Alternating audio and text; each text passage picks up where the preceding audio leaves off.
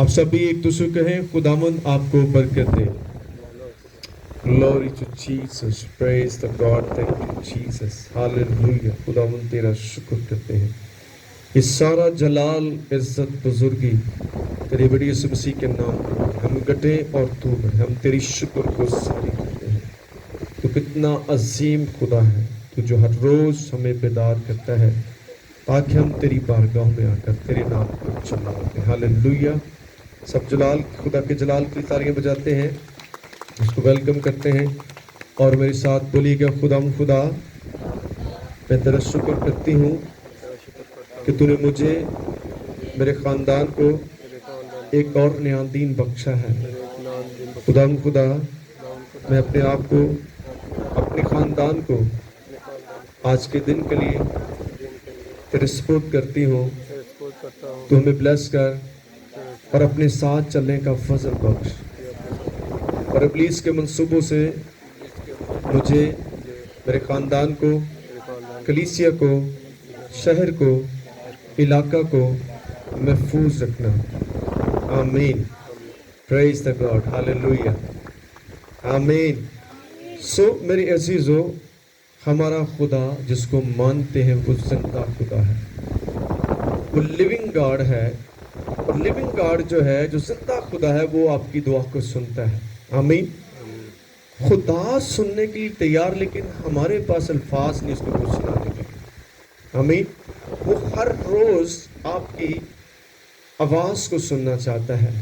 जिस तरह से हम अपने बच्चों की आवाज को सुनते हैं, हमें खुशी हासिल होती है। इस तरह खुदा खुश होता है जब हम उसे पुकारते हैं कि ऐ अब्बा, ऐ खुदा, ऐ मेरे बाप, मेरी मदद कर। खुदा आपकी मदद करना चाहता है, लेकिन कब? जब आप उसे पुकारते हैं। यीशु मसीह ने फरमाया, मांगो तो तुम्हें दिया जाएगा, ढूंढो तो पाओगे, दरवाजा खटखटाओ तो तुम्हारे लिए खोला जाएगा। सो मेरे अजीजों, हर रोज आप खुदा में मगन हो जाए, खुदा के हजूर में ठहर कर आप उसकी शादमानी को हासिल करें।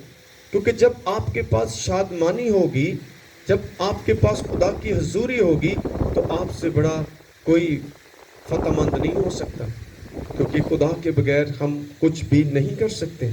सो आज सुबह हम देखेंगे खुदा के कलाम में कि जब इंसान पर दुख आते हैं, मुसीबतें आती हैं, परेशानी आती हैं, तो हमें ऐसी हालत में क्या करना चाहिए।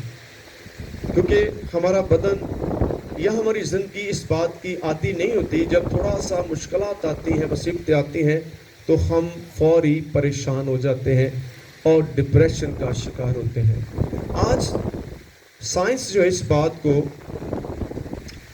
बयान करती है कि जितनी भी बीमारियां आ रही हैं, ये ज़हनी तनाव की वजह से है। जब आपके ब्रेन पर बोझ आता है, तो फिर आपका नीचे वाला हिस्सा सारा जो वो बीमार हो जाता है। इसलिए खुशी का होना बहुत ज़्यादा ज़रूरी है।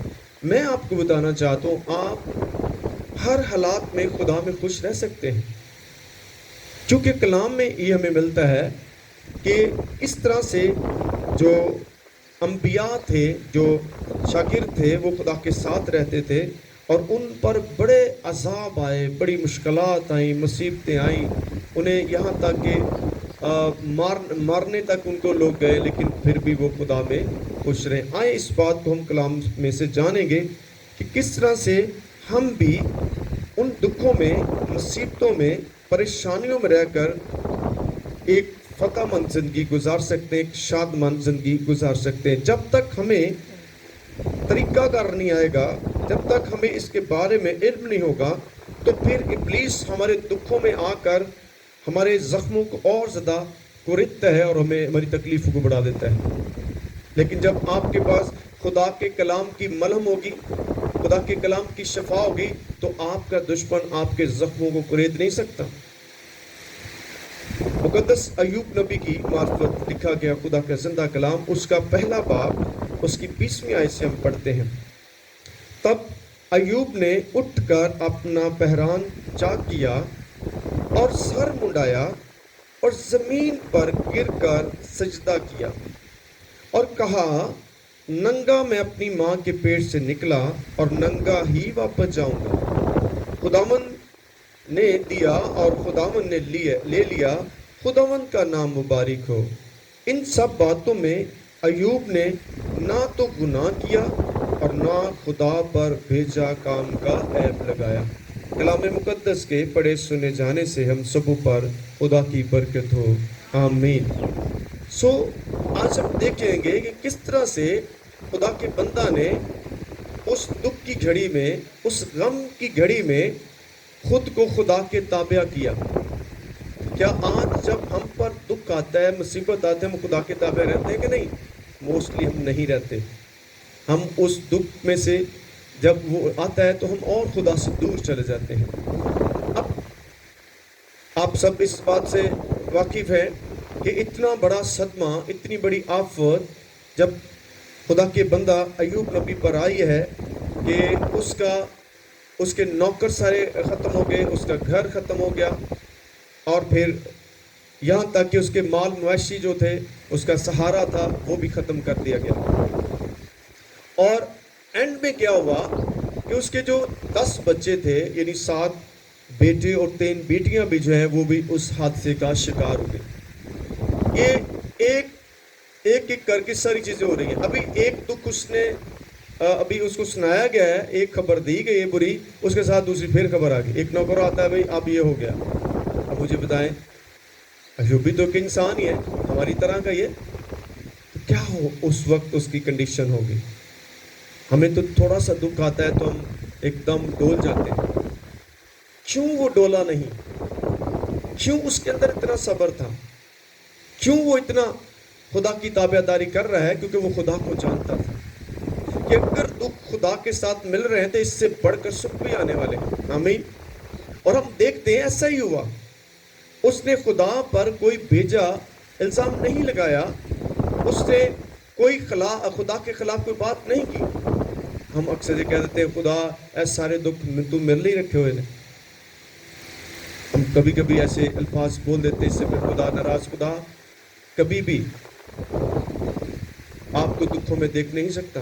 زبور کی کتاب میں لکھا ہے، صادق کی مصیبتیں تو بہت ہیں لیکن خدا ان سے انہیں رہائی دے گا، آمین۔ اب رہائی کیسے ملے گی؟ جب آپ اس حالت میں بھی قائم رہیں گے۔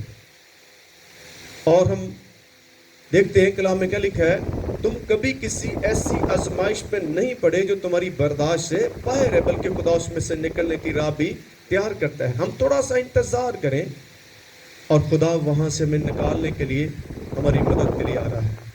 وہ اپنے فرشتوں کو بھیجے گا تاکہ ہمیں اس دلدل سے، اس مصیبت سے نکال کر باہر لے کر آیا جائے۔ تو ایسا ہی ہوا جب یہ سب کچھ واقعہ ہو چکا، یہ ساری آفات، ساری مصیبتیں، سارا دکھ، سارے غم اس کو ملے، تو اس نے فرمایا خداوند نے دیا، خداوند نے لیا، خداوند کا نام مبارک ہو۔ یعنی اس نے خدا کی شکر گزاری کی ہے۔ آپ شکر گزاری کر کے اپنے دکھ میں بھی خوشی محسوس کر سکتے ہیں، کیونکہ دکھ کون دینے والا ہے؟ شیطان، ابلیس ہے۔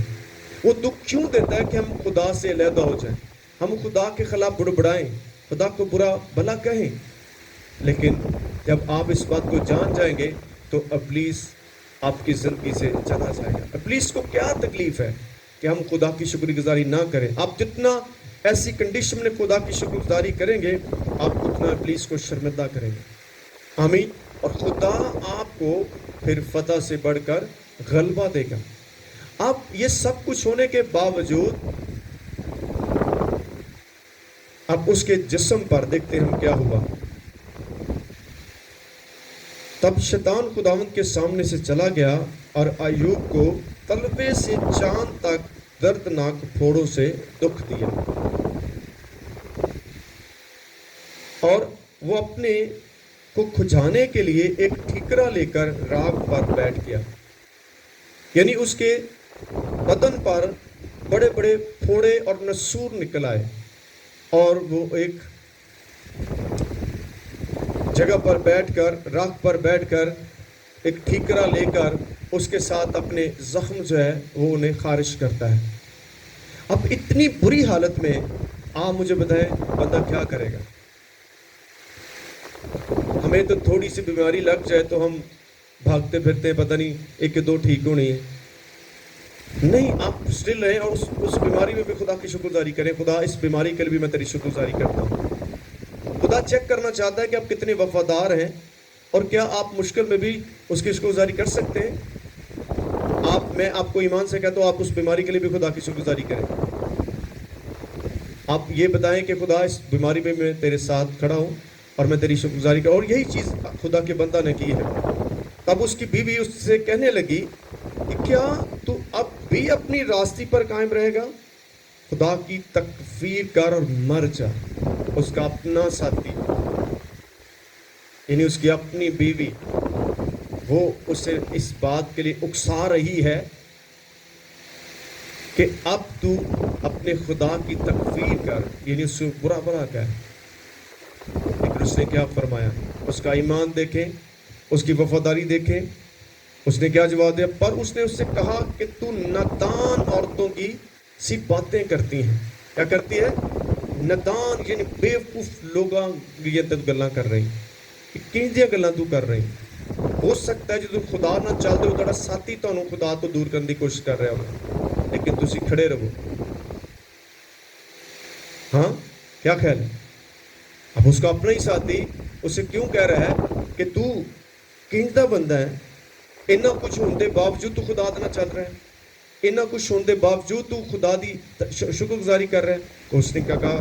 پر اس نے اس سے کہا کہ تو نادان عورتوں کی سی باتیں کرتی ہے. اگر دکھ میں، مصیبت میں، پریشانی میں کوئی بھی آپ کو اس طرح کی بری باتیں کہے تو اس کو ڈانٹیں. اس کو کہیں وہ میرا خدا ہے، وہ جو کچھ چاہے کر سکتا ہے. یہ اس کا بدن ہے. یہ سارا کچھ ہے کس کا ہے؟ اس کا ہی ہے. اگر آپ کی آزمائش میں کچھ چلا جاتا ہے تو جانے دیں، خدا اس کا ڈبل آپ کو واپس کرے گا. آمین. شاگردوں نے سب کچھ یسوع کے لیے چھوڑ دیا، اپنے گھر بار، بچے، بیویاں، ماں باپ، سب کچھ چھوڑ اسے پیچھے آئے. اور خدا نے انہیں کہا میں تمہیں 100% دوں گا. باپ ابراہیم کو جب خدا نے بلایا تو خدا نے کہا اپنے ناطے داروں کو، اپنے ملک کو چھوڑ کر تو میرے پیچھے آ. تو اس نے ایسا ہی کیا. تو کیا خدا نے اسے کم دیا؟ اگر خدا کی خاطر آپ کچھ چھوڑ رہے ہیں تو اس کا آپ کو ڈبل ملنے والا ہے. اور یہی بات آج ہم یہ دیکھتے ہیں. تو کیا ہم خدا کے ہاتھ سے سکھ پائیں اور دکھ نہ پائیں؟ آمین. اس نے اپنی بیوی کو جواب دیا، کیا ہم خدا کے ہاتھ سے سکھ پائیں، دکھ نہ پائیں؟ ان سب باتوں میں ایوب نے اپنے لبوں سے خطا نہ کی. آمین. اب نہ خطا کرنے کا اجر اس کو کیا ملا؟ آپ اینڈ میں دیکھیں گے اس کو 2 چند زیادہ ملا. پھر خدا نے وہ بچے اس کو واپس کر دی. آمین. آج ہمارا کوئی ایک چلے جاتے مصیبت سے پاس جانے، خدا نے پتہ نہیں کی کچھ کہنا شروع کر دیں. نو، وہ لینے اور دینے کا اختیار. اس چیز کو مائنڈ میں رکھیں. کسی وقت بھی ہم میں سے کسی کو وہ لے سکتا ہے. تو آپ بھی مقدس ایوب کی طرح کہہ سکتے ہیں خداوند تو نے دیا، تو نے لیا، تیرا نام مبارک ہے. تو آئیں خدا کی شکر گزاری کریں. وہ اس لائق ہے. وہ ہمارا آقا اور ہمارا مالک ہے. وہ کبھی بھی آپ سے زیادتی نہیں کرتا.